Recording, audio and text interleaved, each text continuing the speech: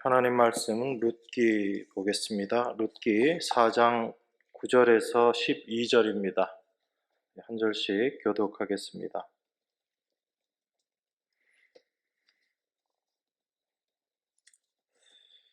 보아스가 장로들과 모든 백성에게 이르되 내가 엘리멜렉과 기럨과 말론에게 있던 모든 것을 나오미의 손에서 산 일에 너희가 오늘날 증인이 되었고 또 말론의 아내 모압 여인 룻을 사서 나의 아내로 취하고 그 죽은 자의 기업을 그 이름으로 있게 하여 그 이름이 그 형제의 중과 그곳 성문에서 흘러지게 하게 하며 너희가 오늘날 증인이 되었느니라. 성문에 있는 모든 백성과 장로들이 가로되 우리가 증인이 되노니 여호와께서 내 집에 들어가는 여인으로 이스라엘 집을 세운 라헬, 레아 두 사람과 같게 하시고 너로 에브라데서 유력하고 베들레헴에서 유명케 하시기를 원하며 여호와께서 이 소년 여자로 내게 은사를 주사 내 집으로 다만이 유다에게 낳아준 지레스의 집과 같게 하시기를 원하노라. 저희가 지난 시간에 그 기업 물음에 대해서 생각을 했습니다. 단순히 그 죽은 자의 기업을 잇는 그 차원이 아니라 하나님의 안식과 연결되는 그 내용을 같이 살펴봤습니다. 그래서 그 하나님의 일하심으로 말미암아 우리가 참된 안식을 누릴 수 있고 그 하나님의 일하심으로 우리가 영원한 생명 가운데 거할 수 있음을 우리가 연결해서 생각해 보았습니다. 오늘 본문의 말씀은 이제 보아스가 나오미의 모든 기업을 자신이 무르게 되고 또한 룻과 결혼하게 되므로 룻으로 말미암아 그 결혼으로 말미암아 죽은 자의 그 기업 그 이름을 이제 본인이 잊게 된다라는 것을 이야기하는 내용입니다. 오늘 본문의 내용을 우리가 피상적으로 보게 되면 이제 보아스와 룻이 결혼하게 되어서 또 그 결혼을 축복하는 사람들의 말 그렇게 우리가 이해하게 됩니다. 그런데 이 룻기가 사실 저희들이 생각하는 그런 단순한 내용이 아니라 이 룻기를 통해서 하나님의 은혜가 무엇인지 또 그 하나님의 은혜를 우리들에게 베푸시기 위해서 하나님께서 어떻게 일하시는가라는 것을 우리에게 말씀하고 있는 성경입니다. 그 관점에서 우리가 이 본문의 말씀을 좀 대하다 보면 좀 더 많은 부분들을 우리가 생각해 볼 수 있습니다. 우리가 하나님의 일하심을 이야기하면서 실제로 내 삶 가운데 하나님께서 일하신다라는 것을 깨닫고 그것을 확인하는 것이 그렇게 쉽지만은 않습니다. 대부분의 사람들은 하나님이 나와 함께 일하신다라고 생각할 때 나에게 어떤 유익이 되는 일들이 생기고 그러한 것들로 말미암아 하나님의 함께 하심을 우리가 생각해 보기도 합니다. 그래서 대부분의 경우에 우리 삶의 과정에서 좀 좋은 일들이 생기거나 그럴 때 우리 하나님께 감사도 하고 또 하나님이 함께 하시는구나라고 우리가 그렇게 이야기하기도 합니다. 그런 관점에서 보면 또 오늘 본문의 내용도 한편 우리가 이해할 수 있지만 본문의 내용들을 조금 더 우리가 좀 깊이 있게 보기를 원합니다. 보아스는 지금 자기 자신에게는 사실 유익된 일이 별로 없는 일을 하고 있거든요. 나오미의 기업을 다 물러주는 것이나 그리고 룻과 결혼하게 되는 것 그래서 그 죽은 자의 기업과 그 이름을 잊게 해주는 것 이 모든 것들이 어찌 보면 보아스에게는 그렇게 유익한 것이다라고 볼 수는 없습니다. 자기에게 손해가 가는 일이다라고 볼 수 있는 거죠. 그래서 보아스보다 더 가까운 근족이었던 사람은 자기에게 손해가 있지 않을까 하는 염려 때문에 기업 무르는 것을 감당하지 않았던 것을 우리가 본문을 통해서 확인할 수 있습니다.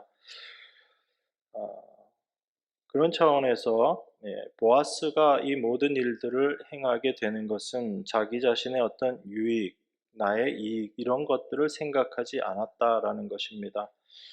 어, 그런 의미에서 우리가 하나님의 백성으로서 이 세상을 살아가면서 모든 일들을 결정하고 행할 때 우리는 어떤 기준으로 살아가고 있는가라는 부분들을 한번 좀 돌이켜 볼 필요도 있고요. 또 그렇게 우리 스스로를 돌아볼 수도 있는 겁니다. 오늘 본문 내용들을 전체적으로 보면 우리 신앙생활이 어떤 것이고 그리고 우리 삶의 모습이 어떻게 되어야지 되는가를 조금 더 생각해 볼 수 있습니다.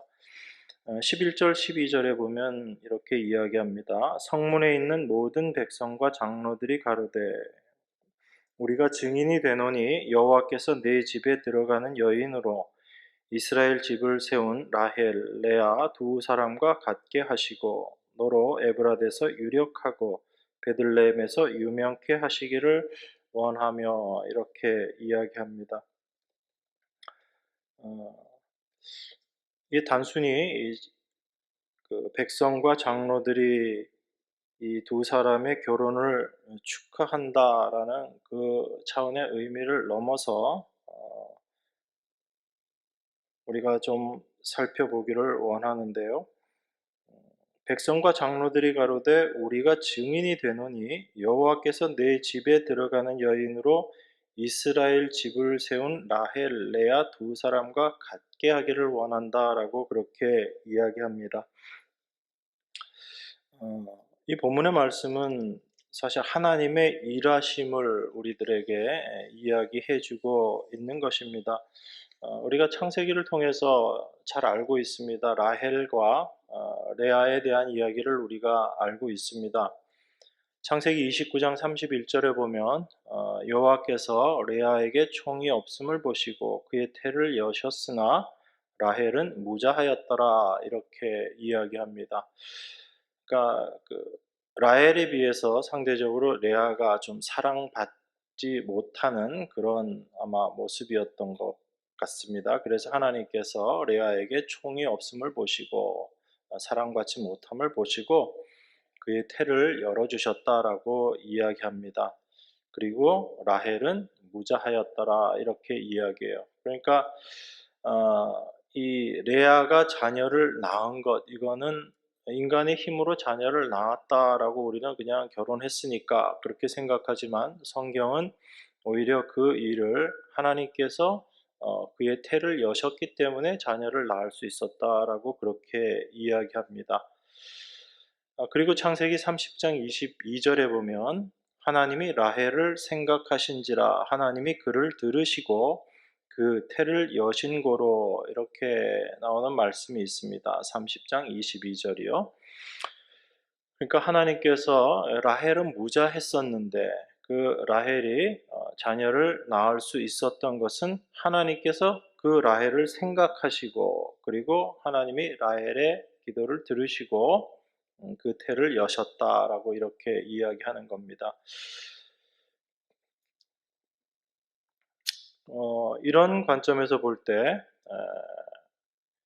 하나님이 롯을 그 라헬과 레와 같이 하기를 원한다라고 이 장로들 백성들이 이야기하는 것은 단순히 그 룻도 한 죄송합니다. 하나님에 의해서 번창케 되기를 바란다. 뭐 이런 뜻도 분명히 포함되지만 단순히 아들, 딸 낳고 잘 살기를 원한다라는 그 차원보단 좀 넘어서는 부분이다라고 우리가 볼 수 있습니다. 아이가 없었던 라헬과 레아, 아이를 낳을 수 없었던 이 두 사람을 통해서 이스라엘이 생겨난 거거든요. 실제로 야곱의 그 자녀들, 야곱의 12 아들들이 생겨나는 것이 결국은 레아와 라헬이라는, 물론 그 두 명의 그 종들이 있었지만 그건 다 거기에 속한 사람들이기 때문에 성경이 라헬과 레아라고만 이야기합니다. 그래서 이 두 사람, 이 라헬과 레아를 통해서 하나님께서 이스라엘을 만들어 내셨는데, 만들었다는 표현이 좀 그렇긴 하지만요. 이스라엘이 생기게 하셨는데 그 두 사람의 특징이 뭐냐면 자녀를 낳을 수 없는 상태에서 하나님께서 그 태를 여셨기 때문에 이스라엘이 생겨났다라고 그렇게 우리가 볼 수 있는 거죠. 그러니까 이 이스라엘이 생겨났다라는 것 자체가 사실은 하나님의 일하심으로 말미암아 이스라엘이 생겨났다라는 것을 우리가 생각할 수 있는 것입니다. 그 여인들의 태를 여신 하나님으로 말미암아 이스라엘이 생겨난 거죠. 그래서 그 이스라엘의 시작이 바로 하나님이시다. 그래서 우리를 택하시고 부르시고 번성케 하시는 것도, 또한 이스라엘을 택하시고 부르시고 번성케 하시는 그 모든 일도 하나님께서 행하신 일이다라는 걸 우리가 볼 수 있습니다. 그래서 유독이 이스라엘의 조상이 되는, 또 우리 믿음의 조상이 되는 아브라함부터 시작해서 그 모든 그 부인들이, 아내들이 아이를 낳지 못하는 그런 것으로 계속 성경이 묘사를 하고 있어요. 우리가 제일 잘 알고 있는 사라가 어땠어요? 사라도 아이를 낳지 못했잖아요. 그래서 경수가 다 끊어질 때까지도 자녀가 없었기 때문에 아브라함조차도 이제는 포기하고 자기 스스로의 힘으로 자녀를 낳기 위해서 애썼던 모습을 볼 수 있습니다. 그런데 그 사라에게 자녀를 허락하시고 자녀를 낳을 수 있도록 해주신 분이 하나님이시잖아요. 그래서 믿음의 조상인 아브라함의 아들 이삭이 태어나는 것부터 사실은 하나님께서 개입하신 일이다라는 것을 우리가 알 수 있습니다. 또 이삭도 결혼하고 나서 리브가가 아이가 없었죠. 그리고 나중에 하나님께서 허락하심으로 쌍둥이 에서와 야곱을 낳게 되는 것을 알 수 있습니다. 그리고 그 야곱의 아내 라헬과 레아, 이 두 사람도 하나님께서 그 태를 여심으로 아이를 낳았다. 이 모든 것들을 생각해 보면 이스라엘이라는 것 자체가 바로 하나님께서 개입하시고 하나님의 일하심으로 말미암아 만들어진 민족이다라는 것을 우리가 생각할 수 있습니다. 그래서 이스라엘은 인간의 자연적 출생에 의해서 형성된 것이 아니라 사람의 힘으로 되어진 것이 아니다. 이게 우리가 분명히 알아야지 되는 내용입니다. 그것이 이스라엘이라는 민족을 통해서 하나님께서 우리에게 보여주고 계시는 그런 영적인 의미인 것입니다. 그러니까 이스라엘은 하나님에 의해서 세워진 것이다. 이것이 우리가 이스라엘을 바라볼 때 이해하고 있어야지 되는 것이고, 그리고 인간의 어떤 힘, 인간의 노력으로 그 부분만을 우리가 바라본다면 절대로 이스라엘은 생겨날 수 없었다라는 거죠. 그리고 그러한 이스라엘이 하나님의 일하심으로 말미암아 생겨났다라는 것을 통해서 우리는 이스라엘을 바라볼 때마다 하나님의 일하심이라는 것을 생각할 수 있어야지 되는 겁니다. 제가 너무 이렇게 장황하게 말씀을 드리지만, 왜냐하면 너무나 일상적인 것이지만 사실은 그 안에 하나님의 일하심이 늘 숨어져 있는데 우리가 그것을 발견하지 못하는 거예요. 그것을 그냥 일상의 당연한 것으로 우리가 여기고 넘어가기 때문에 우리 삶 가운데서 하나님의 일하심을 발견하지 못하는 부분들이 있는 겁니다. 하나님이 이처럼 아이를 낳을 수 없는 여인들을 동원해서 이스라엘을 세우셨다라는 것, 이건 바로 이스라엘의 배후에는 반드시 하나님이 계시고 그리고 그 하나님에 의해서 세워진 것이 이스라엘이다. 이것을 잊지 말라라는 그런 의미로 우리가 볼 수 있습니다. 이런 관점에서 볼 때 사람들이 룻에게 라헬과 레아와 같기를 원한다라는 이 말은 단순히 자녀를 많이 낳기를 원한다라는 그 말을 넘어서 하나님이 룻과 보아스가 결혼할 수 있도록 하나님이 일하시고, 그리고 그 하나님의 일하심으로 발미암아 죽은 자의 기업을 이어가게 되는 것이다. 이 죽은 자의 기업을 이어간다는 게 어떤 의미였어요? 바로 그 기업, 하나님께서 허락하신 영원한 생명, 그 온전함을 누리는 것이 바로 하나님의 일하심이다라는 것을 우리에게 다시금 이야기해 주는 것입니다. 그러니까 여러분들이 죽은 자가 할 수 있는 건 아무것도 없는 거잖아요, 사실. 근데 그 죽은 자가 할 수 없는 그 일을 하나님께서 일하심으로 그 모든 일들이 되어지는 것이다라는 것을 생각해 볼 수 있습니다. 자, 그리고 나서 12절에 보면 하나님께서 이렇게 12절에 보면 이렇게 이야기합니다. 여호와께서 이 소년 여자로 내게 후사를 주사 내 집으로 다말이 유다에게 낳아준 베레스의 집과 같게 하시기를 원하노라.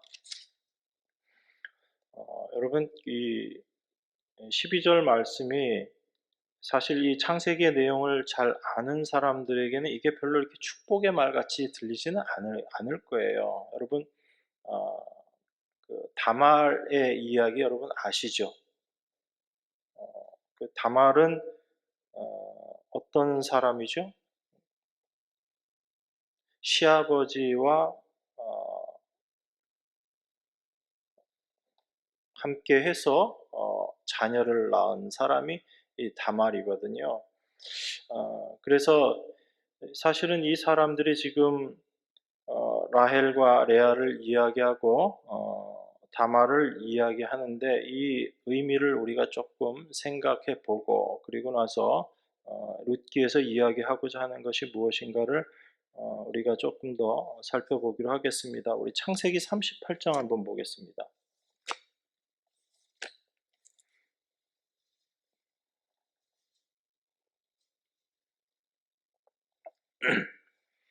창세기 38장 1절부터 제가 봉독하겠습니다.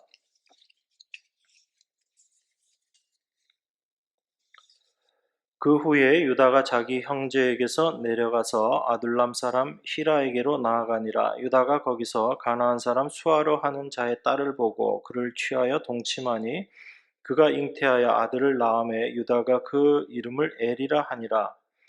그가 다시 잉태하여 아들을 낳고 그 이름을 오난이라 하고 그가 또다시 아들을 낳고 그 이름을 셀라라 하니라. 그가 셀라를 낳을 때 유다는 거십에 있었더라. 유다가 장자 엘을 위하여 아내를 취하니 그 이름은 다말이더라. 유다의 장자 엘이 여호와 목전에 악함으로 여호와께서 그를 죽이신지라. 유다가 오난에게 이르되 내 형수에게로 들어가서 남편의 아우의 본분을 행하여 내 형을 위하여 씨가 있게 하라. 오난이 그 씨가 자기 것이 되지 않을 줄 알므로 형수에게 들어갔을 때 형에게 아들을 얻게 아니하려고 땅에 설정하매 그 일이 여호와의 목전에 악함으로 여호와께서 그도 죽이시니 유다가 그 며느리 다말에게 이르되 수절하고 내 아비집에 있어서 내 아들 셀라가 장성하기를 기다리라 하니 셀라도 그 형들같이 죽을까 염려함이라. 다말이 가서 그 아비집에 있으니라. 이 38장 전체가 이 유다와 다말 시아버지와 며느리가 그 자녀를 낳게 되는 그 이야기를 다루고 있거든요. 그런데 이 유다와 다말 이 이야기를 여러분들이 정확하게 좀 내용을 이해하기 위해서는 이 창세기 앞뒤 내용을 여러분들이 좀 아시면 훨씬 이해하기가 쉽습니다. 이 유다와 다말 이야기가 어디에서 나오냐면요. 창세기 37장, 그 앞에 37장 한번 보세요. 37장에 보면 이렇게 이야기합니다. 야곱이 1절입니다. 야곱이 가나안 땅 곧 그 아비의 우거하던 땅에 거하였으니 야곱의 약전이 이러하니라. 요셉이 17세의 소년으로서 그 형제와 함께 양을 칠 때 그 아비의 첫 빌하와 실바의 아들들로 더불어 함께 하였더니 그가 그들의 과실을 아비에게 고하더라. 자, 여러분 보면 37장은 야곱의 약전에 대해서 이야기한다라고 그렇게 이야기합니다. 야곱의 약전이라는 건 어떤 거냐면 야곱의 족보에 대해서 이야기하겠다는 거예요. 그리고 그 앞에 36장 한번 보겠습니다. 36장 1절입니다. 에서 곧 에돔의 대략이 이러하니라. 에서가 가나안 여인 중 헷 족속 중 엘론의 딸 아다와 히 족속 중 시브온의 딸 아나의 소생 오홀리바마를 자기 아내로 취하고 이렇게 이야기합니다. 그러니까 36장은 에서의 족보가 나와 있죠. 그러니까 여러분들이 성경을 보실 때 전체적으로 좀 보시면 어떤 내용을 이해하는데 참 쉽습니다. 36장은 전체가 이제 이 에서에 대해서 이야기하고 있거든요. 그래서 에서의 후손들을 쭉 이야기하는데 여기에 보면 다 뭐 족장이니 왕이니 하는 사람들이 굉장히 많이 나와요. 그래서 36장 전체 내용을 보면 다 누가 누구의 아들이고 누구의 자녀고 이 이야기들이 다 나오고 그 자녀들이 족장이고 당대 왕이었고 그런 이야기들이 나옵니다. 그렇게 생각해 보면 그 다음에 이제 37장에 보면 야곱에 대한 이야기가 나오고 야곱의 약전, 야곱의 족보는 이러하니라 그러면 어떤 이야기가 어떤 내용이 쭉 나와야지 되냐면 그 야곱의 후손들의 이름이 쫙 나와야지 되는 거예요. 그래서 에서만큼 그런 많은 후손들이 있고 그 유명한 사람들이 막 나와야지 말이 맞는 거죠. 그런데 지금 36장, 37장은 보면 에서에 대해서는 엄청나게 유명한 사람들이 많이 있는데 그런데 야곱의 족보를 이야기하는데 대뜸 누구를 이야기하냐면 요셉을 이야기합니다. 그리고 이 요셉의 이야기가 46장까지 쭉 이어져요. 그리고 46장까지 이어지고 46장 8절에 보면 애굽으로 내려간 이스라엘 가족의 이름이 이러하니 야곱과 그 아들들 곧 야곱의 맏아들 루벤과 이렇게 해서 야곱의 그 12아들의 이름들 그리고 그 자녀들이 이제 나오기 시작합니다. 근데 이 사람들이 애굽으로 들어간 그 사람들만 이제 나와 있는 거예요. 그러니까 여러분 어때요? 이 에서와 야곱의 족보를 비교해 보면 누구의 족보가 훨씬 더 이렇게 거창해요. 세상으로 보면 그 에서의 족보가 훨씬 더 뛰어나다고요. 뭐 대단한 사람, 족장들, 왕들 이런 사람들이 아주 많이 있습니다. 그런데 야곱의 족보는 요셉을 이야기를 해요. 그냥 야곱의 족보는 쉽게 얘기해서 요셉에 대해서만 이야기하고 애굽으로 나중에 들어갈 때 있었던 그 아들들과 자녀들에 대해서만 야곱의 족보에 나와 있습니다. 그러면 우리가 생각해 볼 수 있는 것이 어, 실제로 이삭이 누구에게 축복하고 누구에게 저주를 했는가? 하나님이 누구를 사랑하시고 누구를 저주하셨는가? 우리는 알고 있잖아요. 에서는 저주받은 사람이거든요. 야곱은요, 하나님의 사랑을 받은 사람이고 그 하나님의 사랑이 이삭의 입을 통해서 축복으로 그렇게 복을 받은 사람이거든요. 그런데 실제 에서는 겉으로 보면 굉장히 복 받은 사람 같아요. 그런데 야곱은 자기 평생의 삶을 어떻게 고백하냐면 바로 앞에 가서 내가 내 인생 몇 년을 살았는데 내가 험한 인생을 살았다라고 이야기합니다. 그 말의 의미는 뭐예요? 힘들었다는 얘기죠. 너무 고생했다는 이야기입니다. 그런데 에서는 그렇지 않았어요. 처음부터 아주 승승장구하는 그런 삶을 살았거든요. 거기서 우리가 비교해 볼 수 있는 것이 겉으로 드러나는 것은 굉장한 축복의 모습인 것 같은데 사실은 에서의 삶은 저주의 삶이었어요. 그럼 에서의 후손들도 저주의 후손인 거예요. 그래서 창세기 에서로 시작해서 에서로 끝나는 겁니다. 달리 말씀드리면 저주받은 에서로부터 시작해서 저주받은 에서로 끝나는 거예요. 그 안에 뭐가 있든지 아무 상관없는 거예요. 그냥 저주로 시작해서 저주로 끝난 인생인 겁니다. 그러면 저주로 끝난 그 인생, 에서에게 속한 인생이 그 저주에서 벗어나는 길은 뭐밖에 없는 거예요? 그 에서에서 속한 자가 에서에게서 빠져나와야지 되는 거죠. 그렇지 않고는 절대로 축복 가운데 들어갈 수 없는 겁니다. 아무리 왕으로서 엄청난 것을 누렸다 해도 그 저주에 속해 있는 자는 저주로 끝날 수밖에 없는 거예요. 그게 지금 에서를 통해서 보여주고 있는 겁니다. 그런데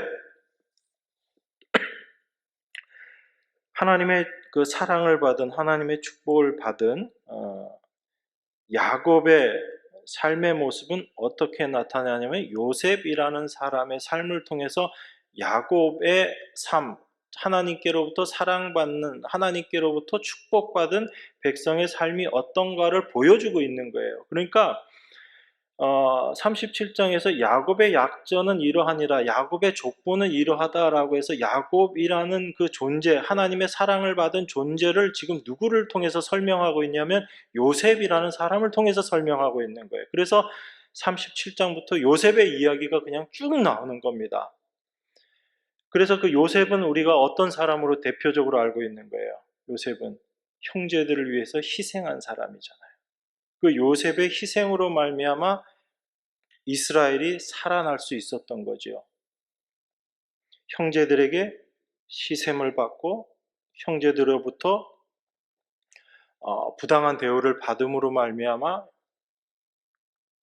요셉이 애굽으로 팔려가게 되고, 그곳에서 우리는 결론만 생각하고 애굽에서 국무총리 됐다 이것만 생각하니까 야, 뭐 대단하다라고 생각하지만 실제 요셉의 삶 자체는 어찌 보면 늘 그 삶과 죽음을 왔다 갔다 했던 그런 고난 가운데 살았던 삶의 모습이거든요. 그래서 하나님께서 요셉을 먼저 애굽에 보내셔서 이스라엘 백성들을 건지시기 위해서 그 일을 하신 거잖아요. 그래서 그 요셉을 하나님께서 애굽으로 보내셨다라고 그렇게 말씀하시는 것이고, 그러면 요셉의 삶이라는 것은 우리가 한마디로 생각하면 형제들을 위해서, 부모와 형제들을 위해서 희생하는 삶이다라는 것을 알 수 있죠. 그걸 야곱의 족보를 통해서 우리에게 설명하고 있는 것이고, 그 가장 핵심에 요셉이 있고, 그 다음에 이 요셉을 이야기하면서 중간에 들어가 있는 게 다말의 이야기인 거예요. 그러니까 여러분, 이 내용을 자세히 보시면 37장에서 이 요셉의 이야기를 쭉 시작하고 37장 제일 마지막에 보면 미디안 사람이 애굽에서 바로의 신하 시위대장 보디발에게 요셉을 팔았더라 이렇게 이야기하거든요.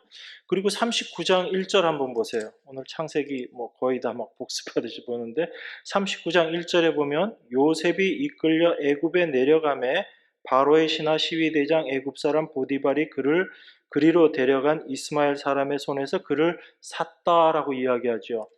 그러면 37장에서 요셉을 팔았다. 그리고 39장에서 요셉을 샀다라고 이야기하니까 38장은 사실 빼놔도 되는 이야기잖아요. 빼가지고 다른 데다가 이 내용을 써도 상관이 없는 거예요. 요셉 이야기 다 하고 나서 그리고 써도 되고 요셉 이야기 하기 전에 써도 상관이 없는 건데 이 요셉을 팔았다라고 이야기하고 다말의 이야기가 나오고 그 요셉이 이제 앞으로 어떤 삶을 살게 되는가, 팔렸으니까 이제 그 고난의 삶인 거죠. 그 고난의 삶을 쭉 이야기하는데 그 앞에 단말 이야기를 딱 놓은 거예요.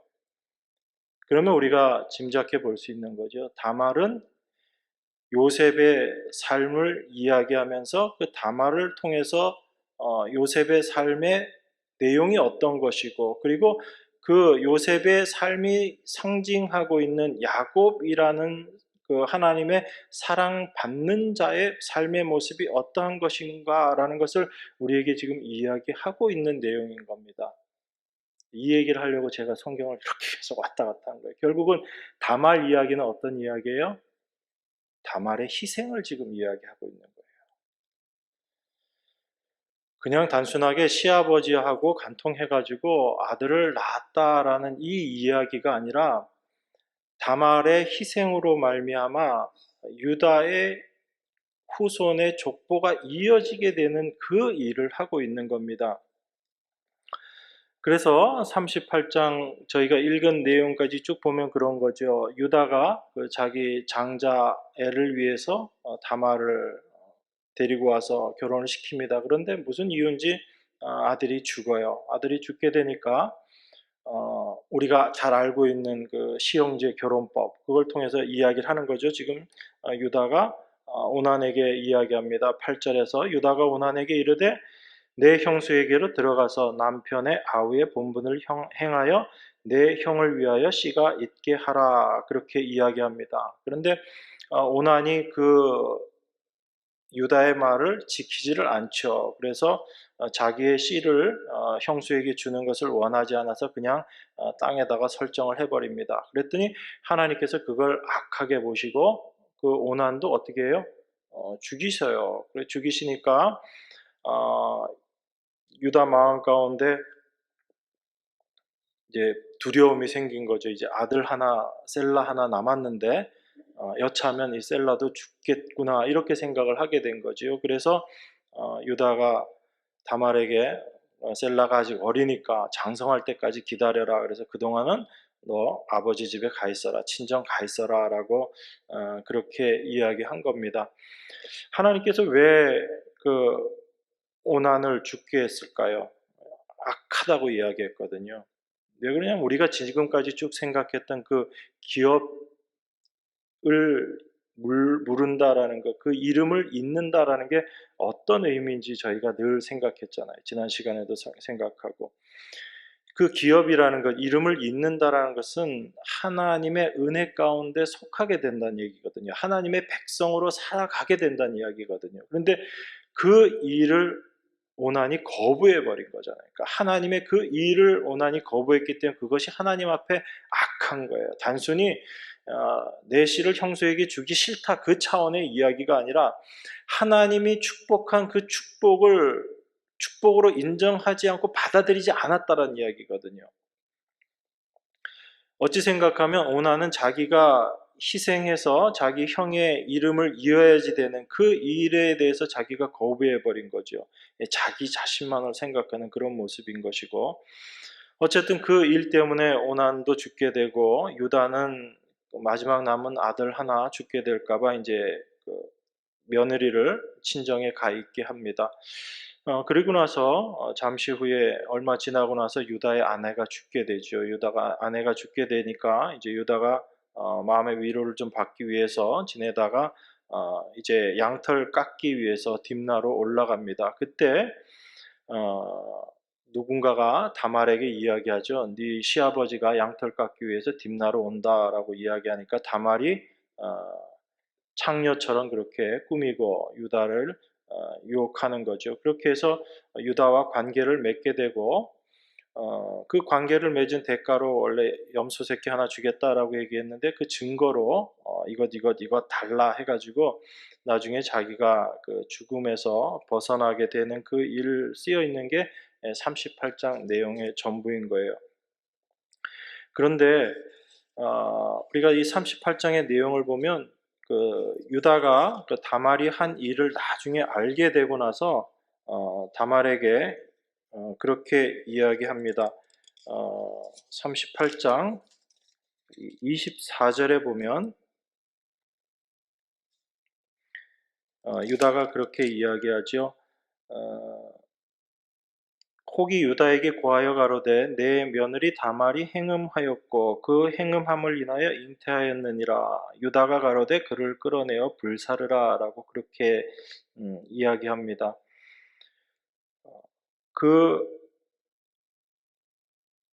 말을 들은 다말이 유다에게서 받았던 그 도장과 끈과 지팡이를 내미니까 유다가 26절에 이렇게 이야기합니다. 유다가 그것들을 알아보고 가로되 그는 나보다 옳도다. 내가 그를 내 아들 셀라에게 주지 아니하였음이로다 하고 다시는 그를 가까이 하지 아니하였더라. 이렇게 이야기합니다. 유다가 다말에게 뭐라고 대답하냐면 네가 옳다라고 이야기하는 거예요.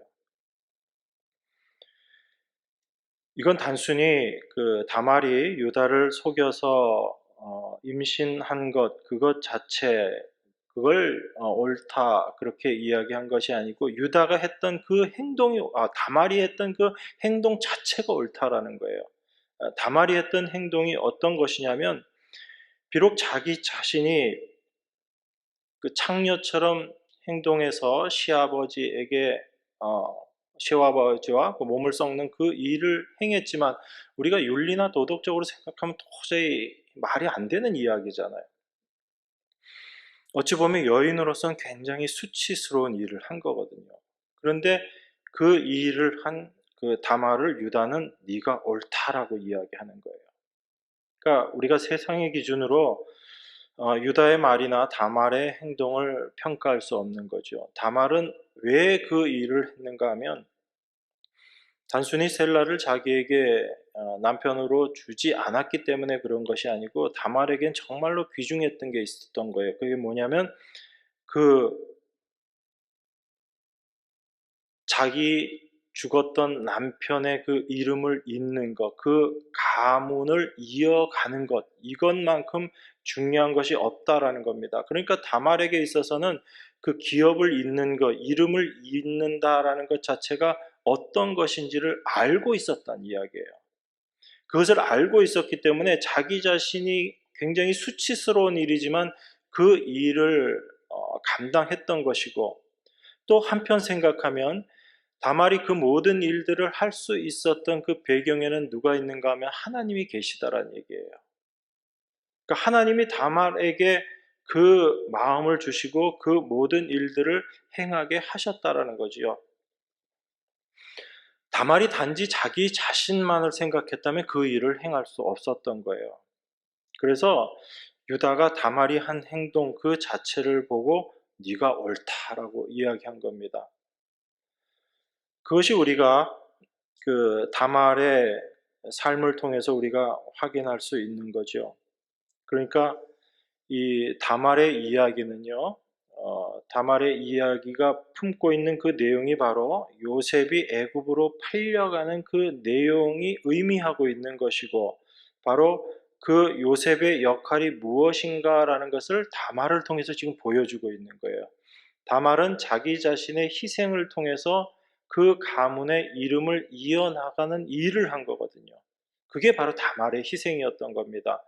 그러면 요셉이 애굽으로 팔려가는 그 일을 통해서 그 다말이 했던 그 일을 지금 요셉이 행하게 되는 거죠. 요셉의 희생으로 말미암아 요셉의 가족들이 야곱의 가족들이 살아나게 된다라는 것입니다.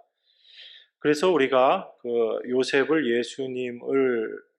예수님의 징표다. 요셉이 예수님을 나타내고 있다라고 이야기하는 것이 바로 그 요셉의 희생으로 말미암아 그 모든 가족들이 구원함을 받는 것처럼 예수님의 희생으로 말미암아 우리가 다 하나님의 자녀가 되고 하나님의 백성이 되는 것 그걸 이야기하고 있는 거죠.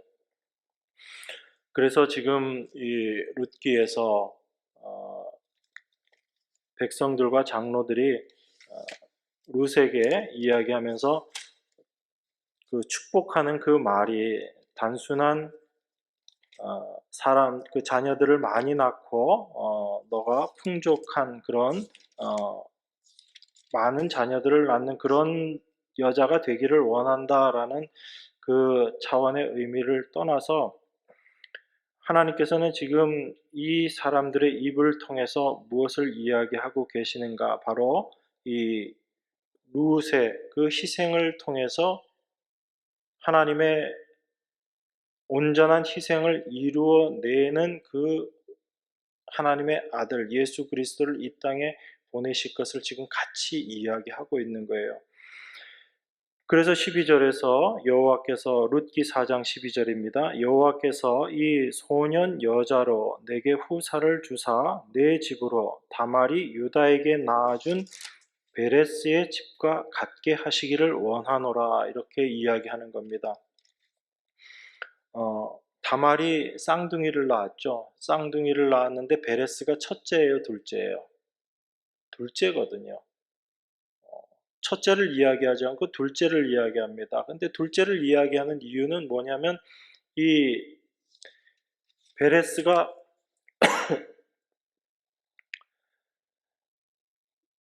베레스를 통해서 나중에 이 보아스가 나오고 그리고 보아스를 통해서 다윗이 나오거든요.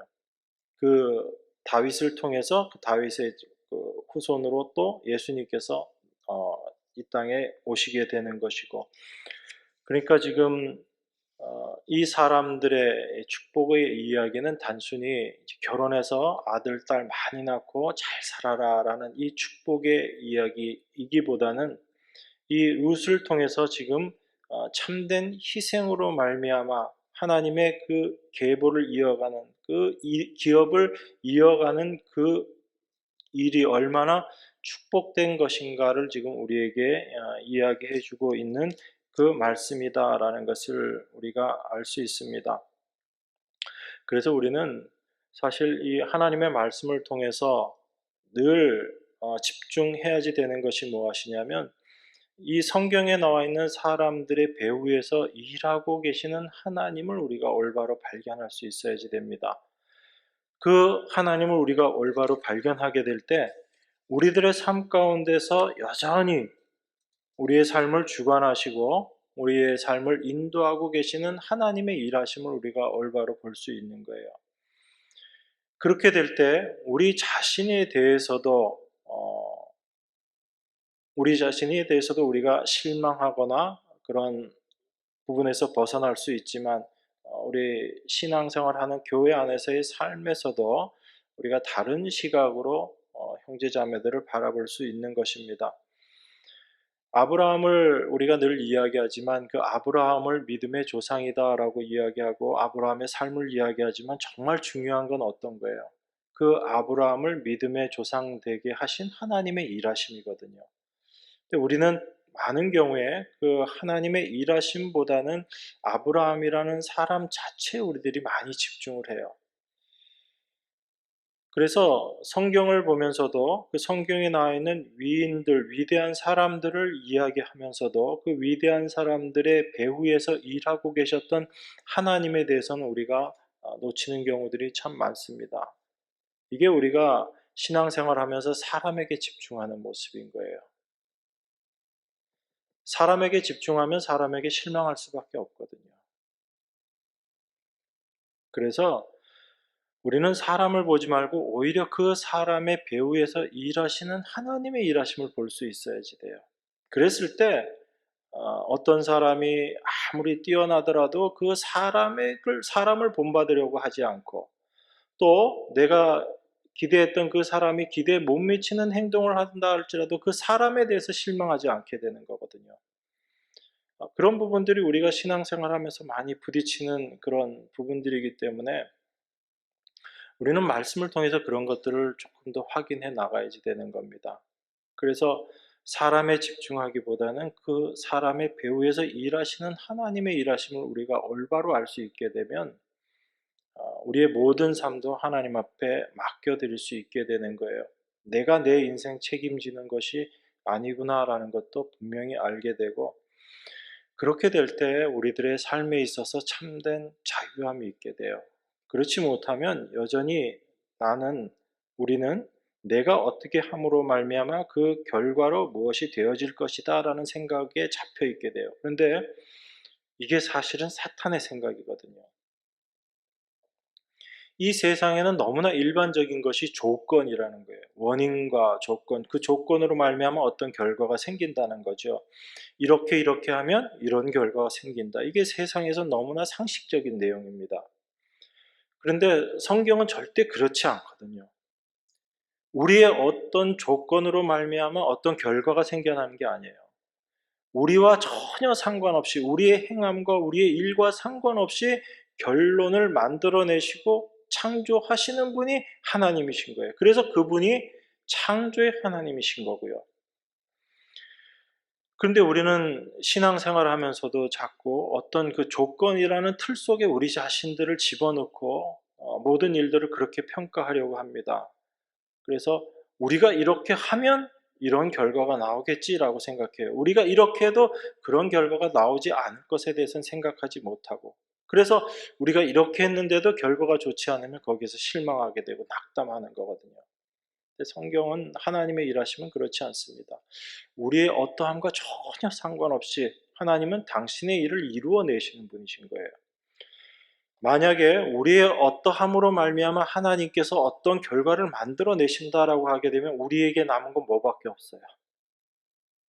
저주와 심판밖에 없어요. 그게 우리들의 본래 모습이거든요. 그래서 하나님은 우리의 어떠하심을 절대 보시지 않는다는 얘기입니다. 우리의 어떠함과 상관없이 그 결과를 만들어내시는 분이 하나님이신 거예요.